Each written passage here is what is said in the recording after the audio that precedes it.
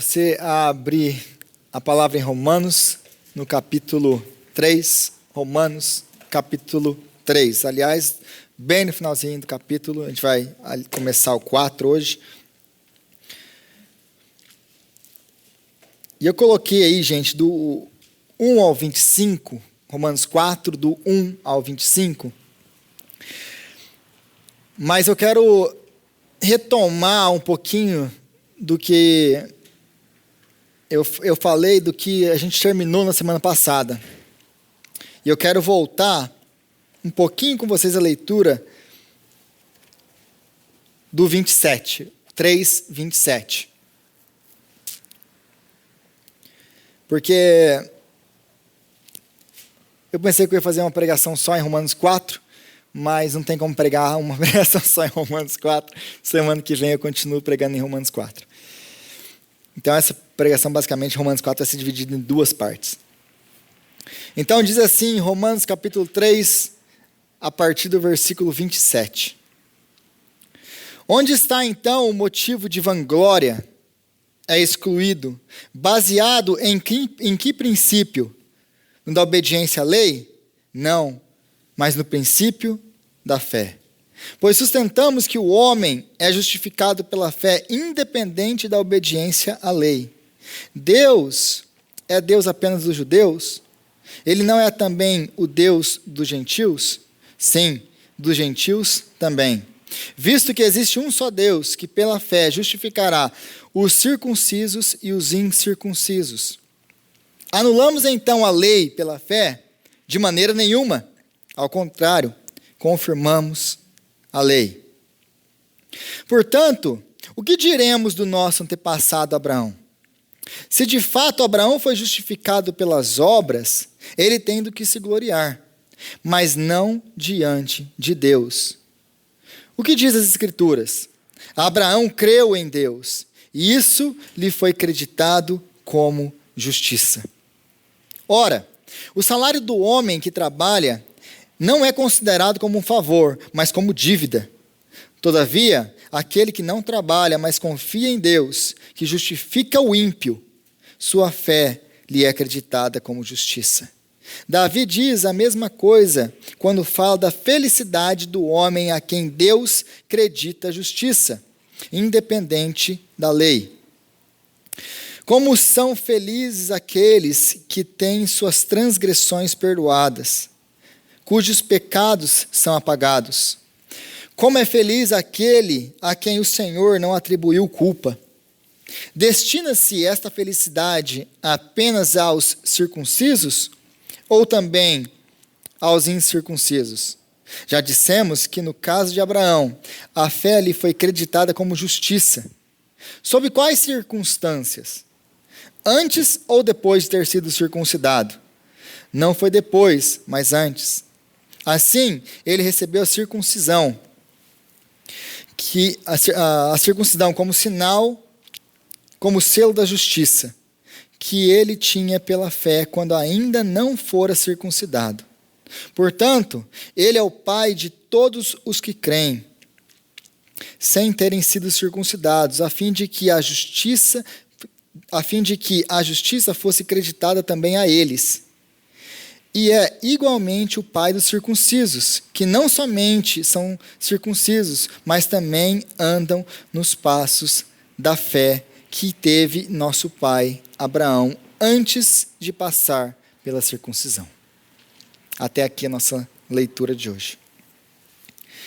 Então nós temos caminhado pelo livro de Romanos nessas últimas semanas.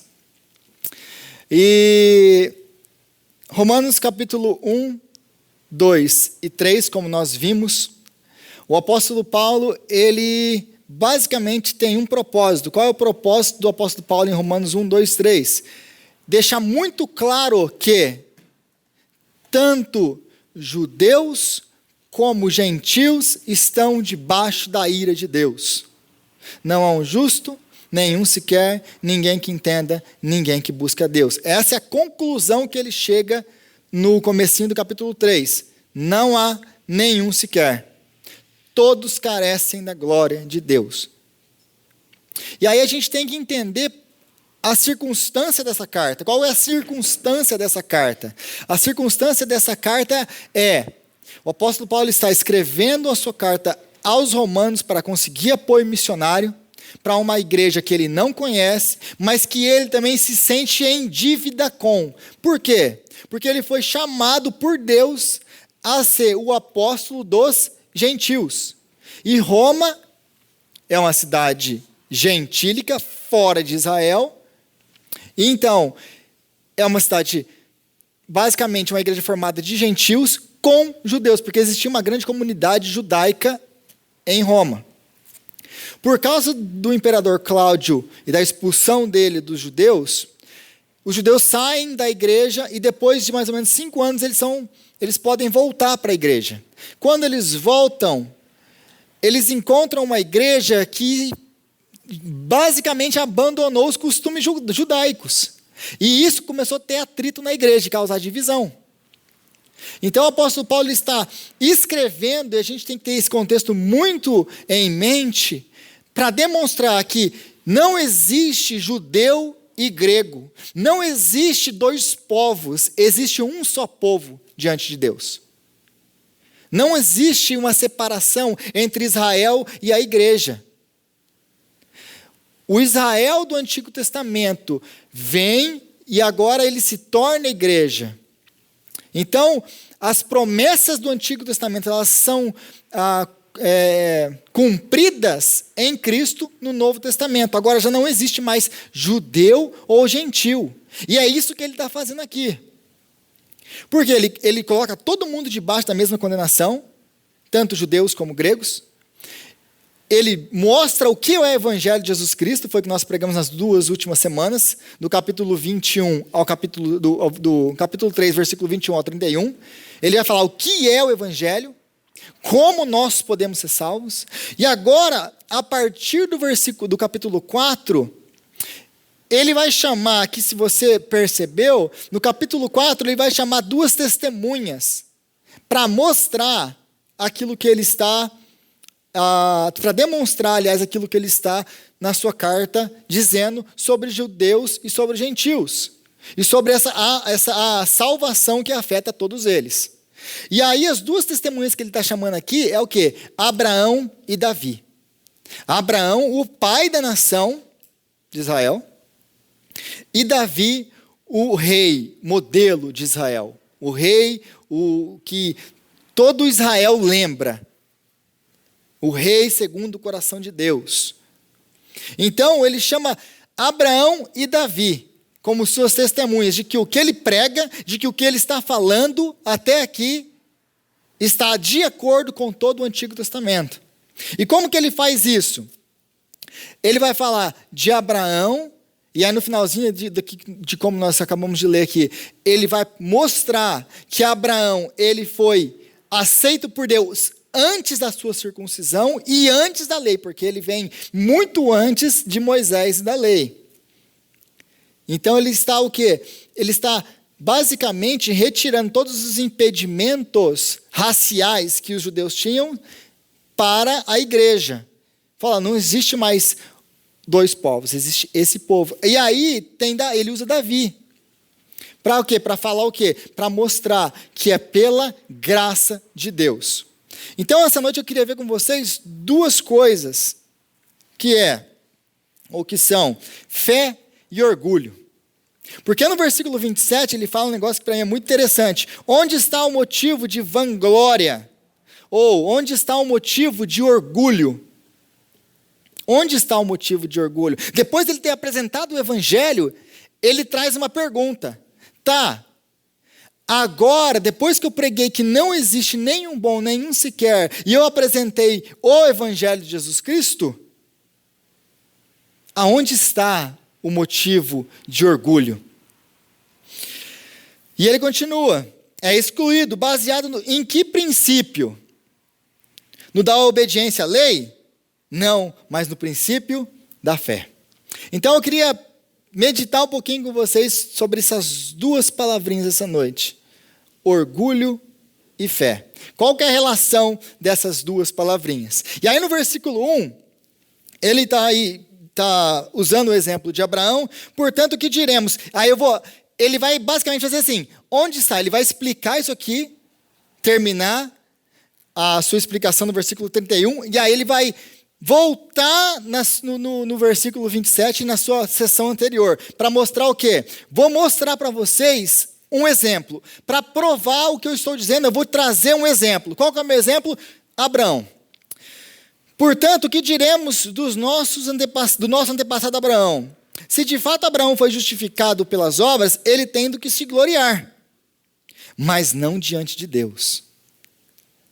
Ok, se Abraão foi justificado por obras, por aquilo que ele fez, ele teria motivo de se gloriar. Mas aí o apóstolo Paulo para e mostra, mas ninguém tem nenhuma razão para se gloriar diante de Deus. Ninguém.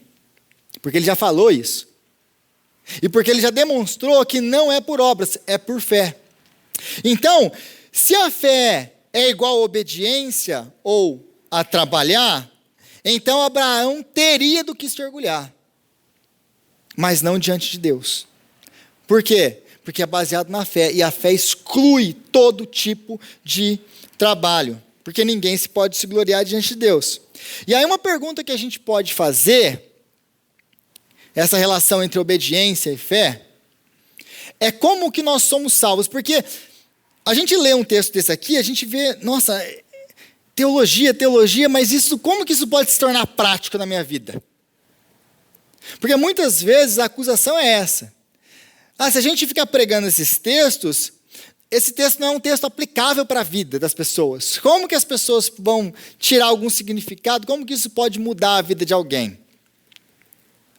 Quando, na verdade, não existe nada mais aplicável para a nossa vida do que a nossa salvação.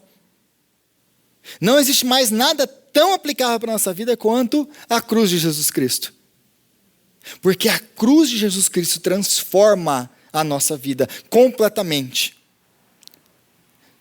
E é por isso que muitas vezes a gente não escuta muito sobre a cruz, porque parece que ela não traz o quê? Um significado prático para a vida da igreja.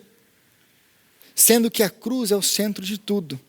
Uma vez que nós entendemos a cruz, a nossa vida é completamente transformada. Uma vez que nós entendemos o Evangelho de Jesus Cristo, a nossa vida é completamente transformada. Então, eu queria meditar e trazer uma pergunta para vocês. Imagina que você morre agora, e você chega na presença de Deus. Aí Deus te pergunta assim, por qual motivo eu deixaria você entrar no céu? Qual seria a sua resposta?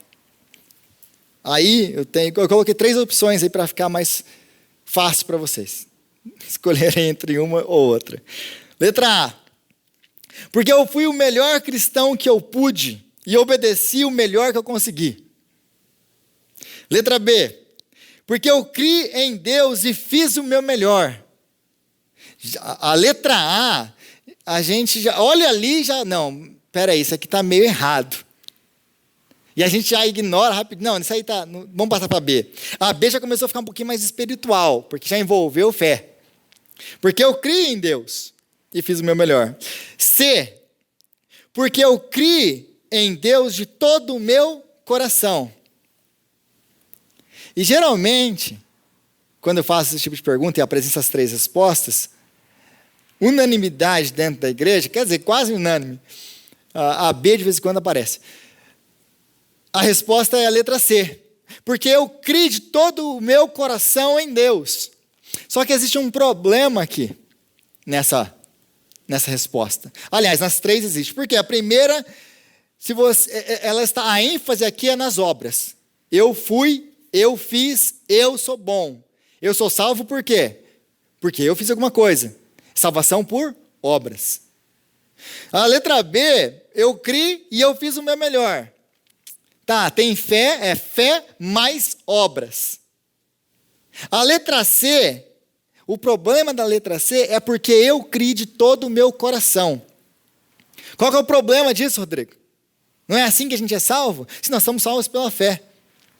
Mas a nossa salvação, não é baseado na nossa fé. Não é a fé, a nossa fé que salva. Por quê? A letra C, ela está transformando a minha salvação em obras. Aquilo que me dá salvação é a minha fé. E o que salva não é a fé, é o objeto da fé. Vou dar um exemplo que talvez vai ficar um pouquinho mais claro aqui na frente. Se as respostas das perguntas estiverem em nós, isso nos leva a ansiedade, insegurança, constante incerteza, orgulho espiritual ou crítica aos outros. Por quê? Porque se salvação é por obras, ou se tem alguma coisa em mim que eu vou fazer para ser salvo, isso vai me gerar o quê? Incerteza. Porque se é por obras, se é por aquilo que eu faço, mas eu nem sempre ando do jeito que eu tenho que andar. Ah, mas isso é por fé e obras, mas eu nem sempre, às vezes eu duvido que eu creio. Já tiveram dúvida de fé? Já tiveram dúvida se você acredita em Deus? Já duvidaram se Deus existe? Então, todas essas respostas que dão ênfase, qualquer tipo de ênfase em nós, vai nos trazer insegurança, vai nos trazer questões e vai nos trazer medo, e vai nos trazer incerteza, que vão fazer nos questionar a nossa fé. Será que eu sou salvo mesmo? Será que eu sou salvo mesmo? Então, não é a fé que salva, é o objeto da fé. E eu vou dar um exemplo para você entender isso melhor, porque isso é muito abstrato. E o melhor exemplo que eu consegui pensar foi esse. Imagina que você chega aqui na praia, alguma praia do Massachusetts, e aí você estica os seus bracinhos para cima, como super-homem, e você fala assim: eu acredito com todo o meu coração que eu posso voar e vou chegar na Europa voando. Você vai chegar na Europa? Você pode ter a fé com todo o seu coração de que você pode voar? Sim ou não? Vai mudar alguma coisa? Você entendeu por que a letra C está errada? Porque a fé do seu coração, toda a sua fé, não vai mudar nada. Se a sua fé estiver colocada no lugar errado. Se a minha fé estiver colocada na minha situação, do que eu sou capaz de fazer, eu acredito que eu posso voar. Eu não posso voar. Eu acredito em mim. Agora, você vai para o Logan, você pega um avião, você entra no avião, tremendo de medo, porque eu não sei como que você viaja de avião. Não é uma situação muito confortável. Ah, mas o avião é o transporte mais seguro do mundo. Toda vez que eu entro no avião, eu penso se ele vai cair ou não. Então esse negócio que ele é o mais seguro do mundo, pode ser, mas lá em cima... Então eu posso não ter a fé, toda a fé do mundo, e minha fé geralmente é bem pequena, de que aquele avião não vai cair.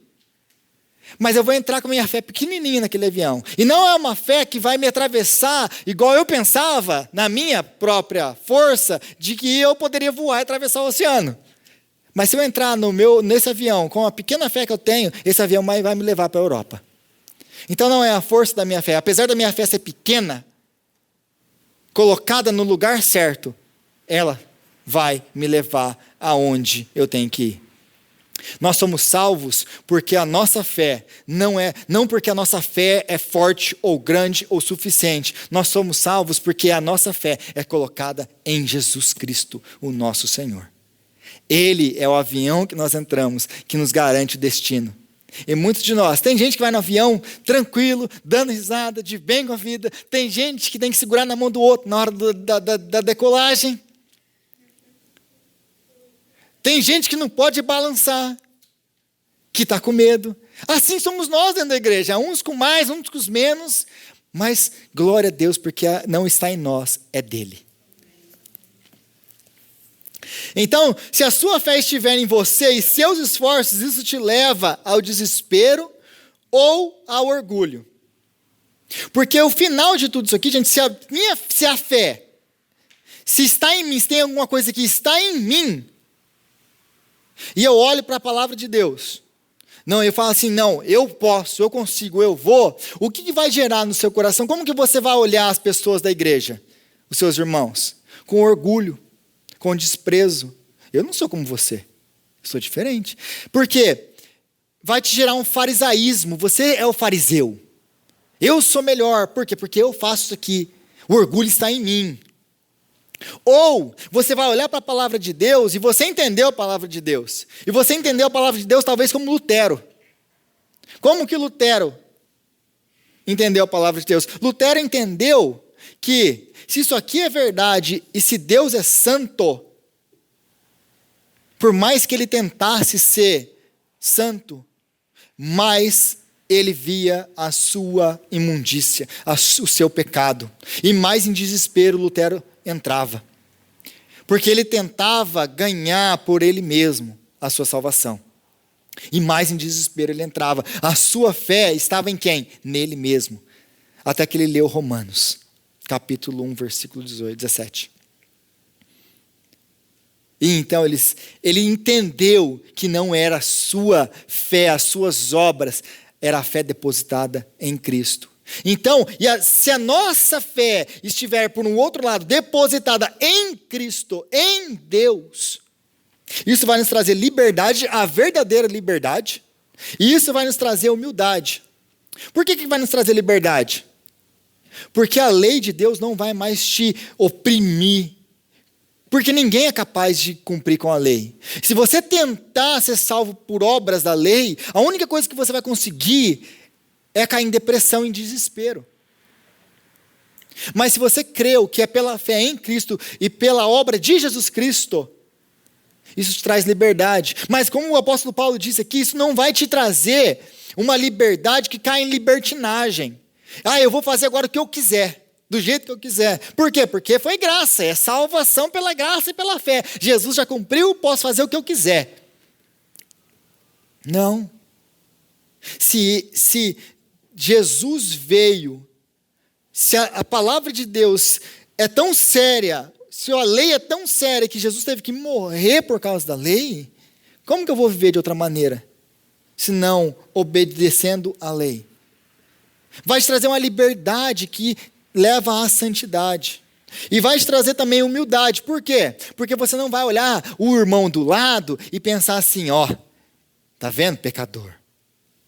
Aliás, você não vai olhar para ninguém lá fora e se achar melhor do que ninguém lá fora. Por quê? Porque não tem nada em você. É a fé. Mas a fé é dom de Deus. Nada nosso. Nada é nosso. Nós somos salvos pela graça de Deus. Tudo é graça. Tudo é graça. Então a fé e o orgulho, eles andam juntos. Aonde você colocar a sua fé, será aonde está o seu orgulho. E a fé em Deus exclui o orgulho próprio, porque a fé e o orgulho andam... Como assim a fé e o orgulho andam juntos, Rodrigo? Fé e orgulho, mas o orgulho não é uma coisa ruim? O orgulho não é uma coisa que nós não devemos ter? Como que funciona esse negócio de fé e orgulho? A fé não vai excluir o orgulho? Sim. Ela vai excluir um tipo de orgulho. A fé em Deus, ela exclui o nosso orgulho próprio. E ela vai nos levar a um novo tipo de orgulho. A fé em Deus nos exclui do nosso orgulho próprio para nos levar para um novo tipo de orgulho. O orgulho agora em Deus. Em Deus. Como funciona isso? Se você ler Jeremias, capítulo 9, versículo 24, ou se você ler o apóstolo Paulo 2 vezes em 1 Coríntios e 2 Coríntios, ele vai citar Jeremias. E ele diz assim, se alguém quiser se orgulhar de alguma coisa, se orgulhe nisso, em me conhecer, diz o Senhor. Então a fé colocada em Deus, a fé colocada em Cristo como objeto da nossa salvação, ela vai nos levar ao bom orgulho. Qual é o bom orgulho? Aquele orgulho que se orgulha em Deus. Em Deus. E é o único orgulho saudável que nós podemos ter.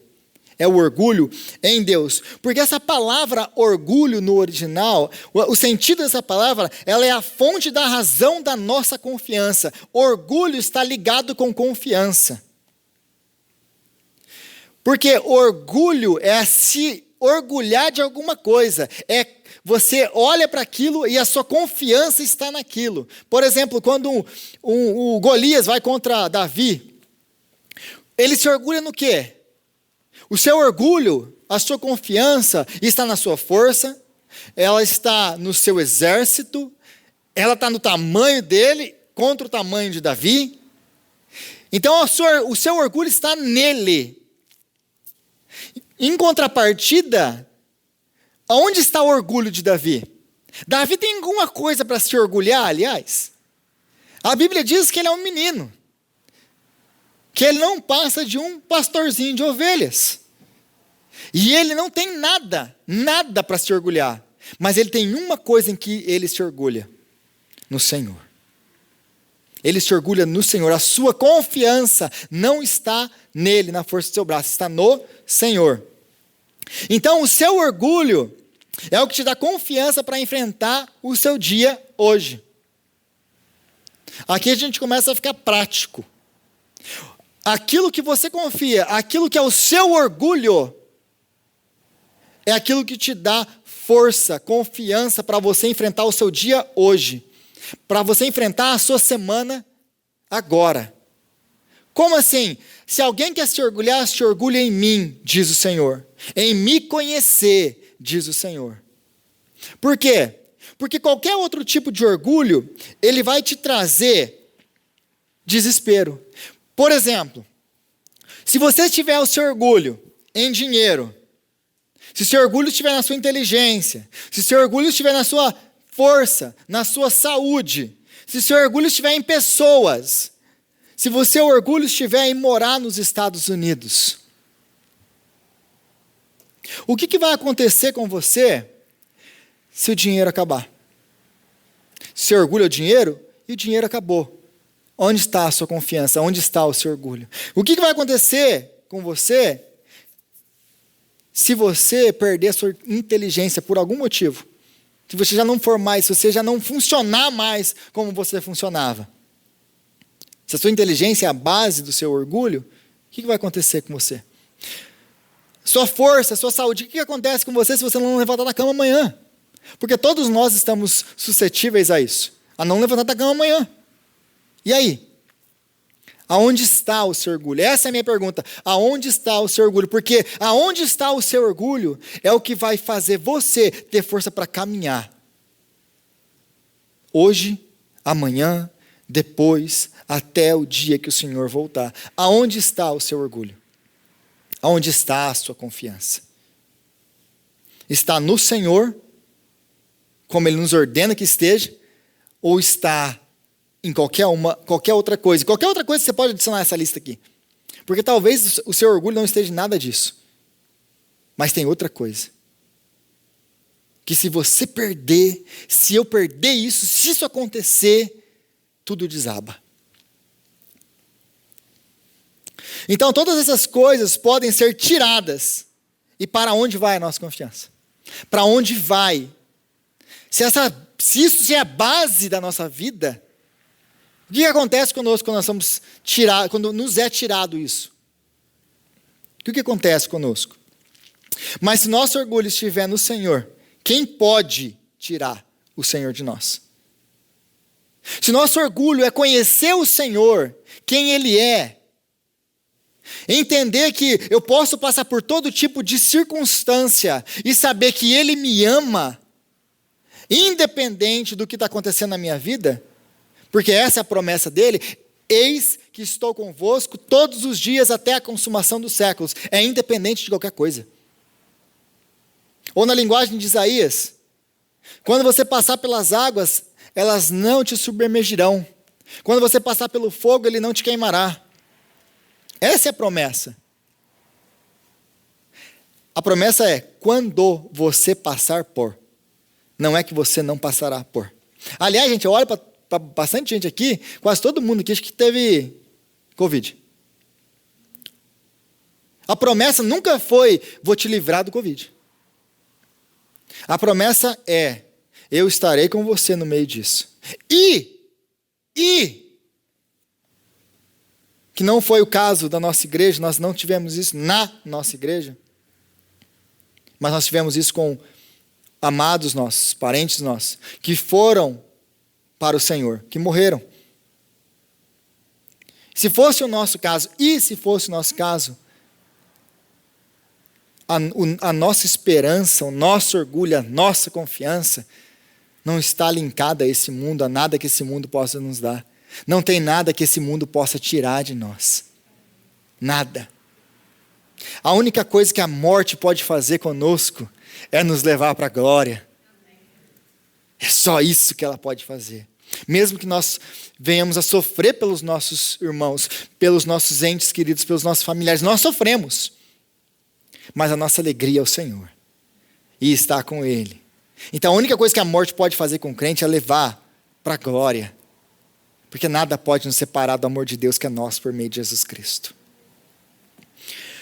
Então o orgulho no lugar errado traz problemas. Quais problemas? O nosso orgulho colocado no lugar errado, ele traz divisão e ansiedade. Por que ele traz divisão? Porque se nós nos orgulharmos do que nós fazemos, do que nós temos, do que nós somos, a minha tendência é olhar para o outro, mais uma vez, e desprezar. Por quê? Porque eu sou bom. O outro não é tão bom quanto eu. Isso vai trazer, em vez de eu me alegrar e me orgulhar no Senhor, que vai me trazer humildade, vai me trazer o quê? Divisão. Vai me fazer um arrogante. Porque a minha confiança, o meu orgulho está em qualquer outra coisa que não é o Senhor. E depois isso vai me trazer o quê? Ansiedade. Por quê? Porque se vai ser tirado de mim, se eu coloquei a minha confiança, o meu orgulho em alguma coisa que não é o Senhor, vai ser tirado de você uma hora ou outra. Vai ser tirado. A questão é quando vai ser tirado. Porque a gente viu, por exemplo, Jó. A gente lê a vida de Jó, e vocês acham que Jó, algum dia na vida dele, ele pensou que ele poderia perder tudo o que ele tinha, tudo o que ele tinha, no mesmo dia? Inclusive os seus filhos, todos no mesmo dia? Você acha que um dia passou na cabeça dele? Talvez tenha passado, um dia eu posso perder as minhas coisas, eu posso ficar um pouco mais pobre, eu posso perder um pouco do meu dinheiro. Eu posso fazer alguma coisa errada e perder meu dinheiro. Vocês acham que passou na cabeça de Jó algum dia que ele ia ficar totalmente desprovido de tudo? Nunca. Mas a confiança de Jó estava onde? No Senhor. O orgulho de Jó era conhecer o Senhor. Ele ainda não conhecia totalmente o Senhor, como nós vimos no livro de Jó. Mas no final, qual que é a conclusão que ele chega? Para onde vai a confiança, o orgulho de Jó? Antes eu te conhecia de ouvir falar, agora os meus olhos te veem. Agora eu te conheço. Agora o meu orgulho é o Senhor. E entenda que ele não tinha recebido nada de volta para dizer uma coisa dessa. Agora Senhor, se eu tenho tudo, se eu não tenho nada, agora não faz diferença, porque eu tenho o Senhor, eu entendi que eu tenho o Senhor. Eu tenho o Senhor. Então, o que acontece conosco, isso é muito prático, gente, isso é muito prático. A nossa fé, nós somos salvos pela fé, pelo objeto da nossa fé, que é Cristo. É Ele que nos salva, não é a força da nossa fé, não é o tanto que você tem fé, não está em você, é Ele. E em segundo lugar, o nosso orgulho. Se ele estiver colocado no lugar errado, ele vai trazer divisão, ele vai trazer ansiedade. Ele vai nos fazer monstros orgulhosos que desprezam pessoas. Mas se nosso orgulho é o Senhor e conhecer o Senhor é o nosso prazer, então, esse orgulho vai nos trazer humildade e liberdade para entender que nós não somos ninguém, que é tudo graça dele. É tudo graça dele. Senhor, nós te agradecemos, ó Pai, pela tua palavra. E nós clamamos a ti, ó Pai, que o Senhor venha nos ajudar a viver, ó Deus, com fé no teu Filho. A ajudar a viver, Senhor, baseados na sua palavra. Ajudar a viver, Senhor, orgulhosos no Senhor, de quem o Senhor é, de conhecer o Senhor. Porque o Senhor, ó Pai, nada pode nos tirar o Senhor e o teu amor que é nosso, por meio de Cristo Jesus. Dá-nos graça, Deus, para viver assim. É o que nós te pedimos, em nome de Jesus. Amém.